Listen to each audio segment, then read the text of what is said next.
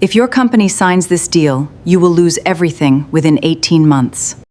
The room went silent the moment the cleaning woman picked up the black marker.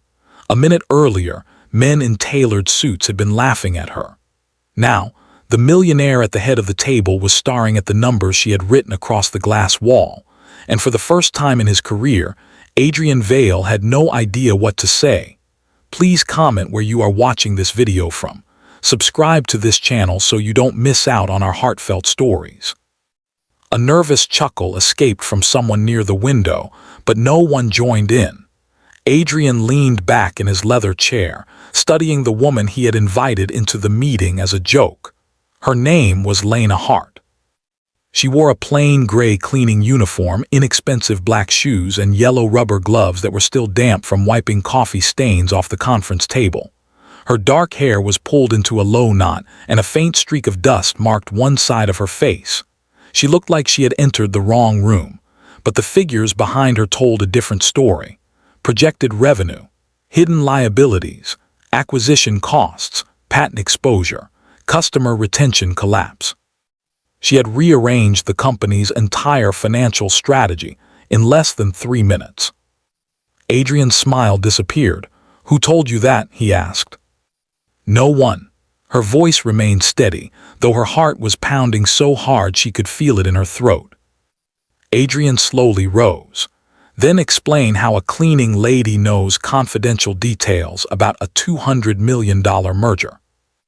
The accusation changed the air immediately. 2 security officers standing near the door shifted forward. Lena looked at them, then back at Adrian. "You asked for my opinion."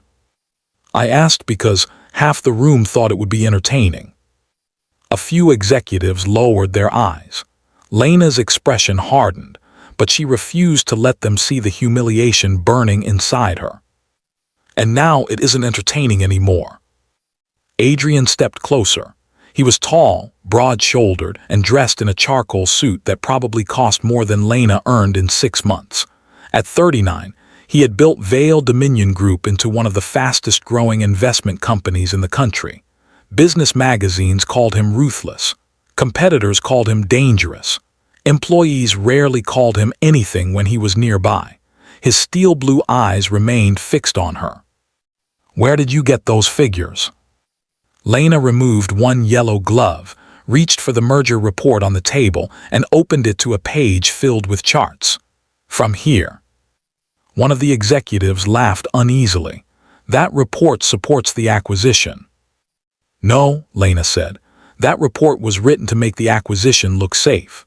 She pointed to a line of numbers near the bottom.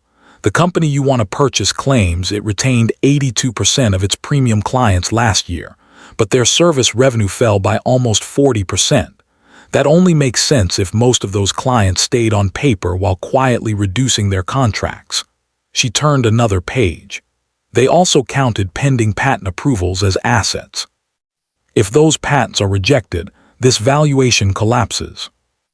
A silver-haired board member frowned. "That is speculation." "It was speculation 3 months ago," Lena replied. "Now it is a warning." She circled a company name in the report. "This supplier filed a lawsuit against them 2 weeks ago." Adrian's jaw tightened. "How do you know that?" "I saw it in the business section of yesterday's newspaper." The head of acquisitions glanced at his tablet, typing quickly. His face drained of color. "She's right."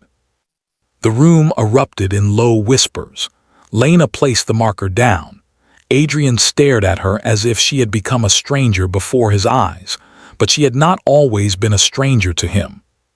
3 hours earlier, before the boardroom and the laughter and the threat of security dragging her away, Adrian had held Lena in his arms beneath the rain. It happened outside the east entrance of Vale Dominion's headquarters just after sunrise. Lena was late. Her bus had broken down 2 streets away, forcing her to run through the storm with her cleaning bag held over her head. By the time she reached the building, her uniform was soaked, her shoes were slipping, and the marble steps had become dangerously slick. She saw the man standing beneath the awning but did not recognize him. Adrian rarely used the employee entrance. That morning, however, reporters had gathered near the main lobby, waiting to question him about the rumored acquisition. He had ordered his driver to take him around the building so he could avoid them.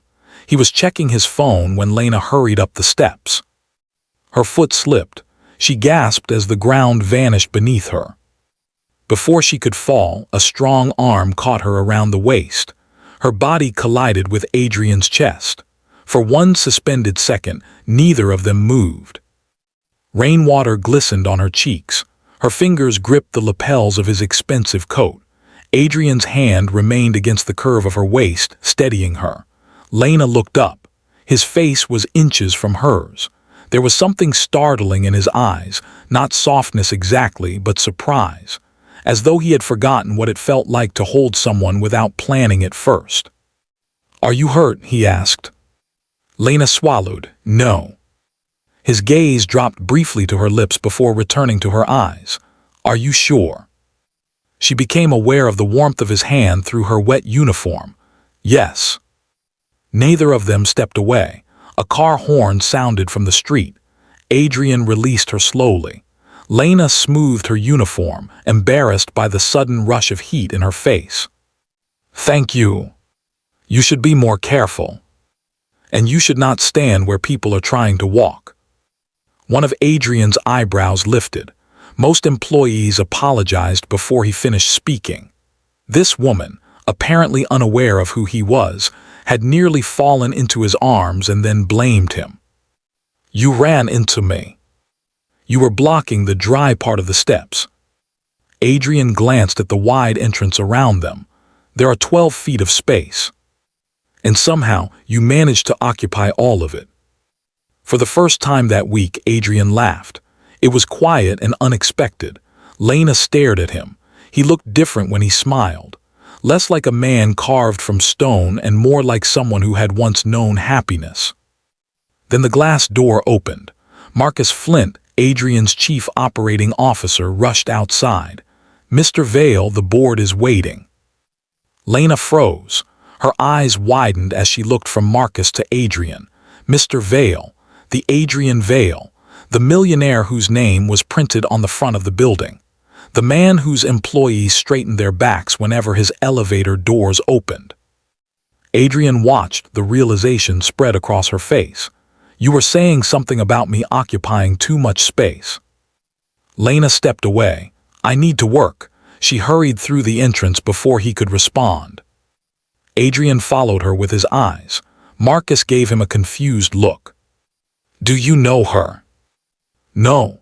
But even after she disappeared down the hallway, Adrian found himself thinking about the warmth of her hand against his chest.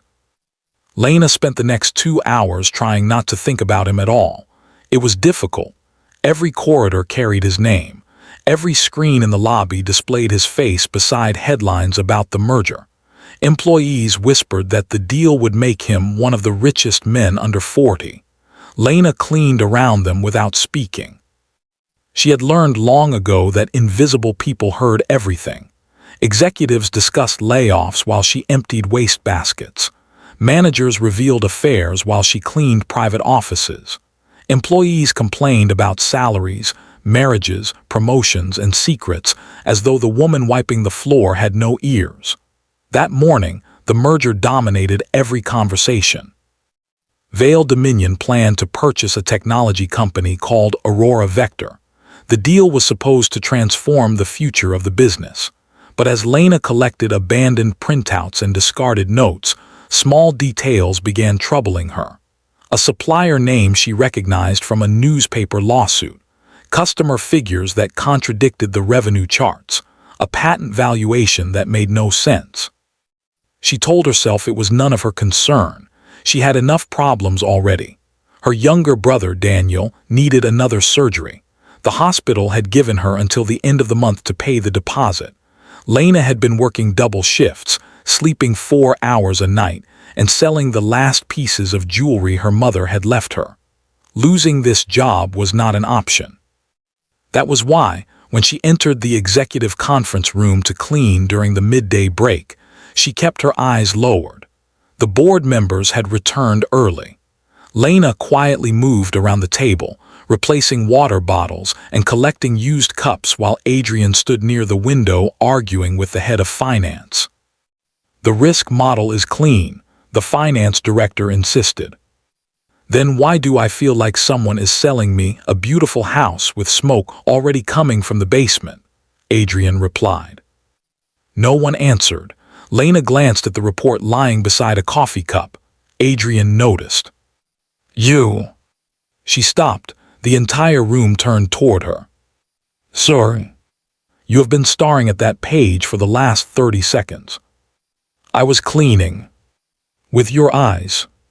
Several executives laughed. Lena lowered her gaze. "I apologize." Adrian was irritated by the meeting, irritated by the missing answers, and unexpectedly irritated that the woman from the steps now refused to look at him. Marcus leaned toward him. "Perhaps we should ask the cleaning department. They may understand the merger better than finance." The room laughed louder. Adrian should have stopped it. Instead, pride made him cruel. He looked directly at Lena. "All right, you seem interested. Tell us what you think." She remained still. "Mr. Vale, I should finish my work." "Surely you have an opinion." His tone made it clear that this was not an invitation. It was entertainment. Lena's fingers tightened around the cloth in her hand. She knew what they expected. A confused answer. A few broken words.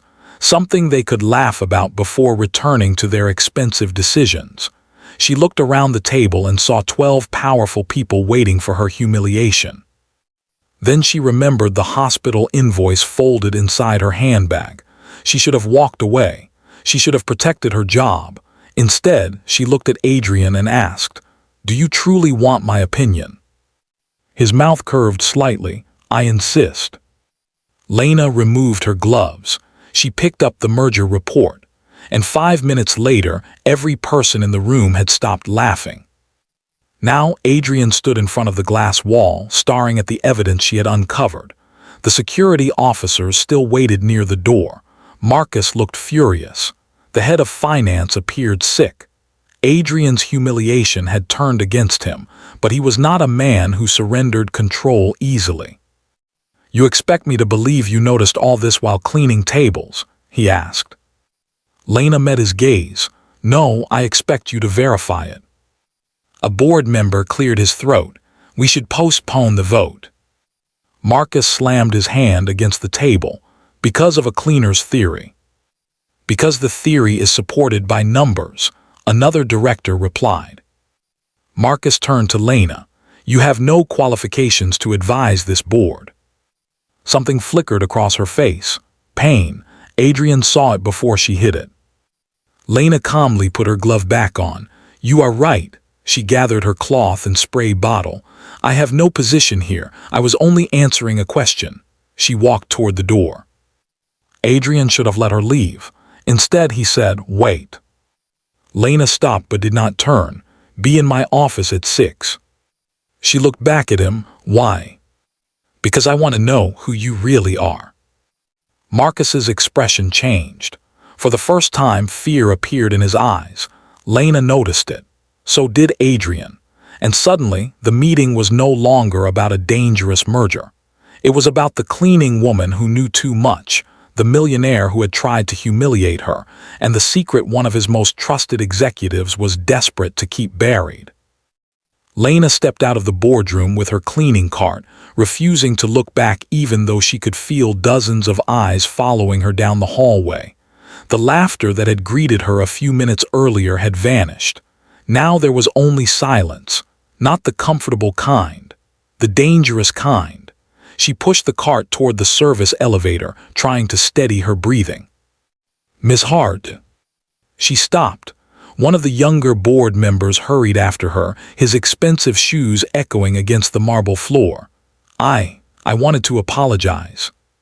She offered a polite smile. "You don't owe me an apology." I laughed. So did everyone else. He hesitated before lowering his voice. "Everything you said was true." "I hope it isn't." "What do you mean?" "Because if it is, a lot of innocent people are going to lose their jobs." She continued walking, leaving the young executive standing alone in the corridor.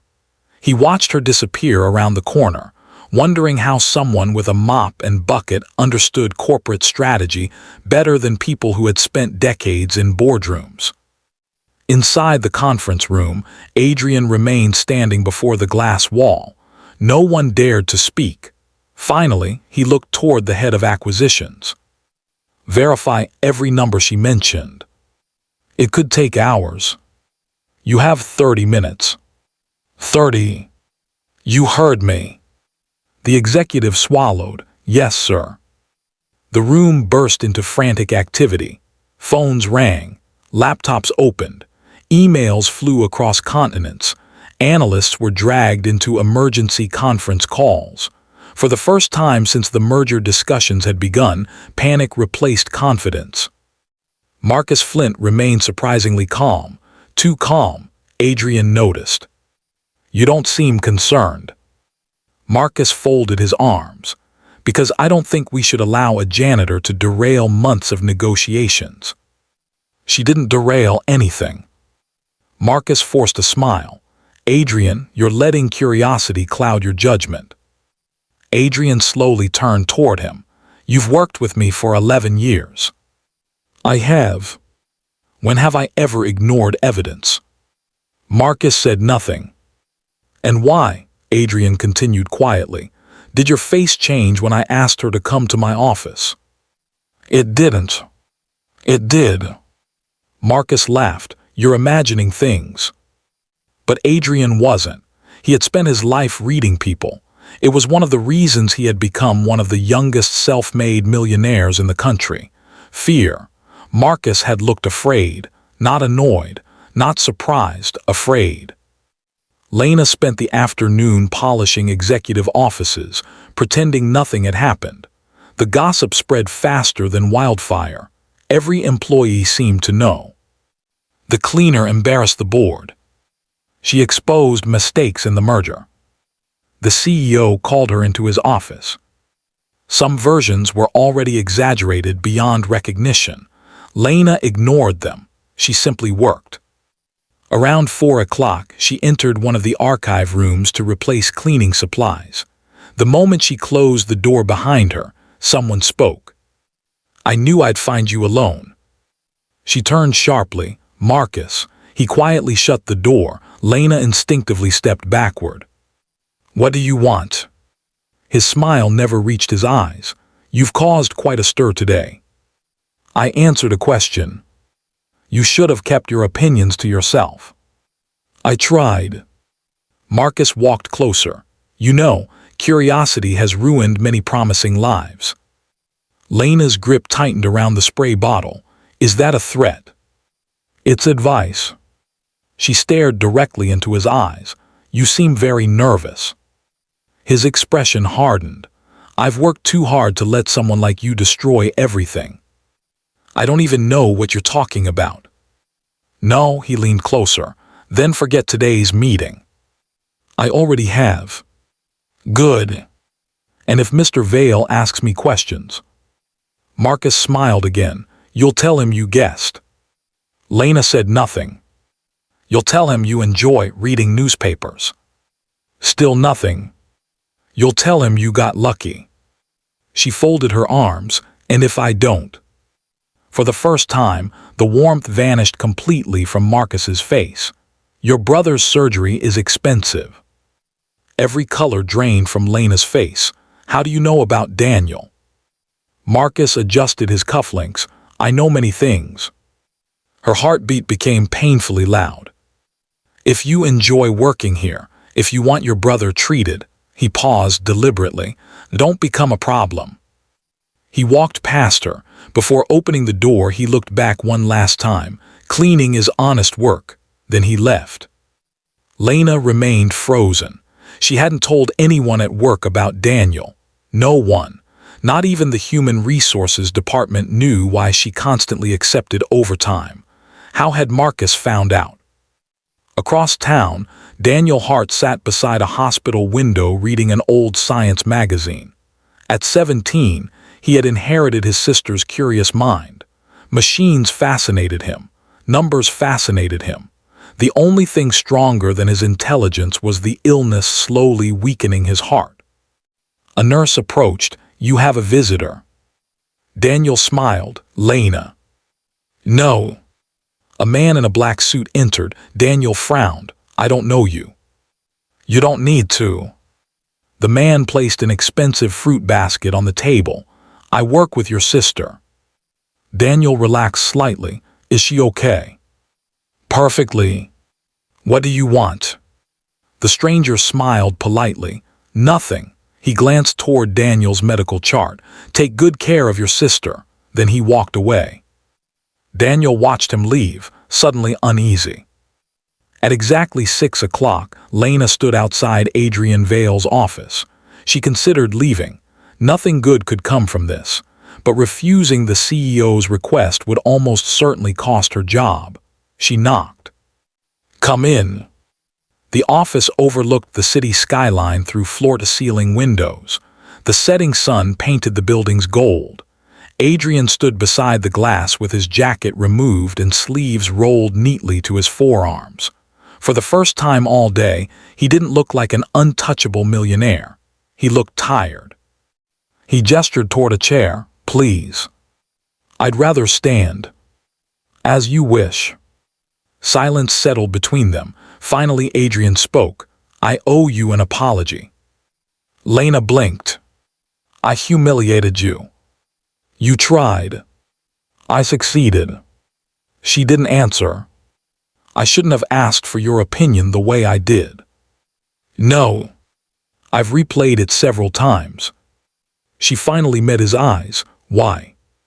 "Because I don't usually behave that way." She almost laughed. "You don't?" "No." "I've heard stories." "So have I." A faint smile tugged at the corner of her lips. It disappeared almost immediately. Adrian noticed anyway. It was the first genuine expression he'd seen from her since the rain that morning. He walked to his desk. The analysts verified every figure. Lena remained silent. "You were correct." "I know." "You don't sound surprised." "I would have been surprised if I was wrong." He studied her. Confidence, not arrogance. There was a difference. "You never answered my question."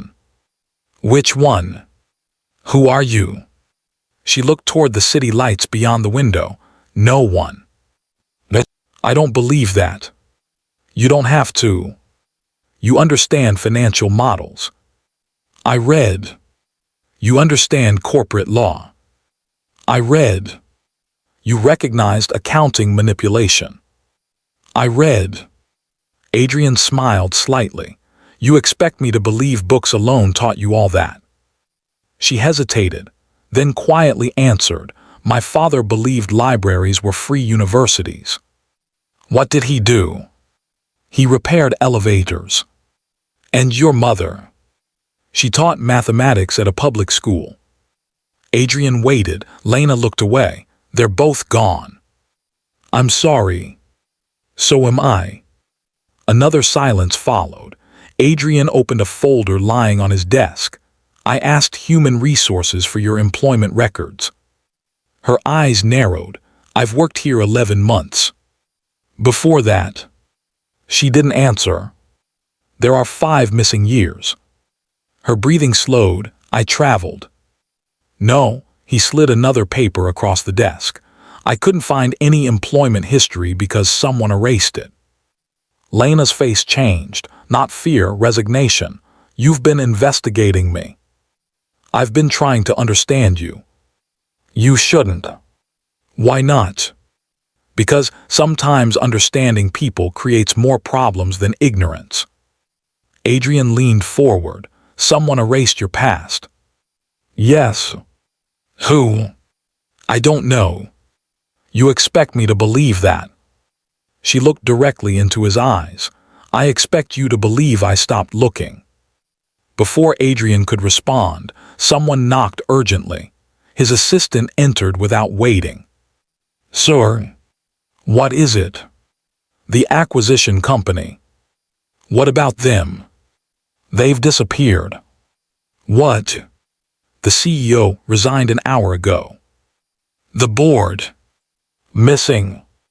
The financial records. Wiped from every shared server. Adrian stood instantly. What? The company offices are empty. The assistant's voice shook. It's as though they knew we were coming. Adrian slowly turned toward Lena. She hadn't moved, hadn't spoken. She only whispered one sentence. They're running because someone warned them. The office became deathly quiet. Adrian's eyes widened. There was only one person outside that boardroom who had known the merger was collapsing before the investigation began. Marcus.